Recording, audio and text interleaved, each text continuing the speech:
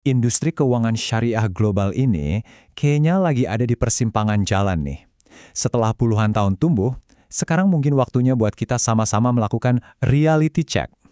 Nah, kali ini kita bakal bedah pemikiran seorang pakar top yang menantang seluruh industri untuk berpikir secara radikal. Oke, jadi siapa sih sosok di balik semua gagasan besar ini? Yuk, kita kenalan sama Profesor Tan Sri Dr. Muhammad Daud Bakar. Biar kita paham kenapa ide-ide beliau ini penting banget, kita perlu lihat dulu siapa sih beliau ini. Pengalamannya tuh nggak main-main loh. Beliau bukan cuma seorang akademisi, tapi benar-benar figur sentral di dunia keuangan global. Dari memimpin Dewan Syariah di Bank Sentral Malaysia, sampai jadi penasehat di berbagai pusat keuangan dunia. Pengalamannya luar biasa luas. Jadi buat beliau, ini tuh bukan sekedar kerjaan, ini udah kayak misi pribadi untuk membuka potensi sejati dari keuangan syariah. Tapi, kata beliau, sebelum kita melompat jauh ke depan, kita harus berani dan jujur dulu melihat kondisi kita saat ini. Oke, kita coba mundur sedikit ya. Cerita keuangan syariah modern ini kan mulainya di tahun 70-an. Dan waktu itu, harapannya gede banget. Waktu itu, ada keyakinan yang kuat banget. Banyak yang percaya kalau sistem baru ini bisa jadi semacam obat mujarab buat semua masalah ekonomi yang udah berakar lama. Pokoknya harapannya setinggi langit. Nah, disinilah reality check-nya. Jurang antara mimpi dan kenyataan. Coba kita lihat angkanya. Emang sih di Malaysia sukses besar, bisa mencapai 25%. Tapi coba lihat negara-negara besar lain seperti Indonesia dan Turki. Angkanya masih 1 digit, masih di bawah 10%. Bahkan kalau kita lihat secara global, angkanya nggak sampai 2%. Jadi pertanyaannya, ada apa nih sebenarnya? Ternyata menurut Dr. Bakar, akarnya tuh bukan di produknya, tapi di strateginya. Industrinya terjebak dalam pola pikir yang reaktif. Cuma nungguin ada permintaan, baru bergerak. Bukannya proaktif menciptakan sesuatu.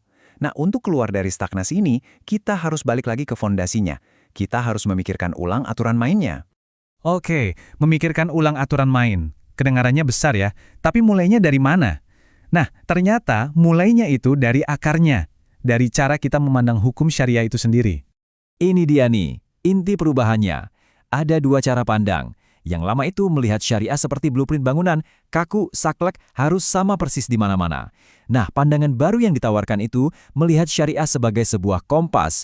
Prinsipnya tetap, tapi arahnya bisa disesuaikan dengan zaman, lokasi, dan kebutuhan manusia. Tujuannya apa? Ya untuk mencapai esensi maqasid syariah itu sendiri, yaitu membawa kebaikan yang nyata bagi orang banyak. Nah, begitu kita mulai pakai kacamata kompas yang fleksibel tadi, muncullah sebuah strategi ekonomi yang, wah, ini radikal banget. Sebuah ide yang benar-benar membalik model bisnis yang konvensional. Jadi, jangan lagi cuma nungguin permintaan. Justru sebaliknya, kita harus proaktif berinovasi dan memimpin. Ciptakan dulu penawarannya, supply-nya, baru nanti permintaan akan mengikuti. Contoh paling gampangnya, lihat Dubai. Mereka kan nggak nunggu turis datang dulu baru bangun Burj Khalifa. Justru mereka bangun infrastruktur kelas dunia duluan. Orang-orang malah datang berbondong-bondong. Dan hey, ini bukan cuma teori di atas kertas loh. Model supply duluan ini sudah dipraktekkan dan sukses besar sama para pemberontak di dunia keuangan. Siapa lagi kalau bukan? Perusahaan-perusahaan fintech. Jadi, fintech itu intinya pakai teknologi buat bikin layanan keuangan jadi lebih gampang dan lebih otomatis. Mereka nggak mau ribet sama sistem lama, jadi mereka seringkali bikin jalur mereka sendiri, memotong jalur-jalur perantara yang sudah ada. Coba deh lihat Ant Group di Tiongkok. Ini keren banget. Mereka nggak duduk manis nungguin UMKM datang minta pinjaman. Sama sekali nggak. Justru sebaliknya, mereka bangun satu ekosistem lengkap buat UMKM. Dari mulai pembukuan sampai pemasaran, mereka bantu UMKM-nya sukses dulu. Nah, kalau UMKM-nya sukses, kan otomatis butuh layanan keuangan kan? Disitulah permintaannya tercipta secara alami. Kalau di rumah sendiri di Indonesia, kita punya Bukalapak. Logikanya mirip. Mereka lihat rantai pasok itu panjang dan ribet. Jadi, ya udah, mereka pangkas aja. Mereka bikin platform yang langsung menyambungkan warung kecil di desa, petani, nelayan, langsung ke kita sebagai pembeli. Hasilnya, semua jadi jauh lebih efisien dan harga jadi lebih murah buat semua orang. Jadi, apa sih pelajaran yang bisa kita ambil dari sini? Model-model fintech ini menunjukkan ada jalan lain. Ini jadi bukti kalau tujuan keuangan syariah itu harusnya jauh lebih besar, jauh lebih ambisius. Bukan cuma sekedar jadi pilihan lain atau sekedar jadi alternatif. Ini nih yang membawa kita ke pertanyaan terakhir yang super provokatif dari Dr. Bakar. Bagaimana kalau tujuan utamanya itu bukan cuma untuk bersaing di pasar yang ada sekarang, tapi untuk menciptakan sebuah pasar yang jauh lebih baik? Nah, ini tantangan besar sih.